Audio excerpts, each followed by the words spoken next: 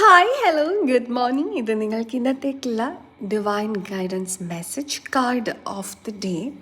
And we got two cards, knight of swords and the emperor. നിങ്ങൾക്ക് rush of thoughts ഉണ്ടാകുന്നുണ്ട്. ഒരുപാട് ചിന്തകൾ നിങ്ങളുടെ തലയിൽ ഇങ്ങനെ പെട്ടെന്ന് കയറി ഇറങ്ങി പോകുന്നുണ്ട്. അതുകൊണ്ട് തന്നെ നിങ്ങൾക്കൊരു ക്ലാരിറ്റി ഇല്ല, ഏത് എങ്ങനെ സെഗ്രിഗേറ്റ് ചെയ്യണം, ഏത് എപ്പോൾ ചെയ്യണം, ഇതിനെ എങ്ങനെ കൈകാര്യം ചെയ്യണം എന്നുള്ളത്.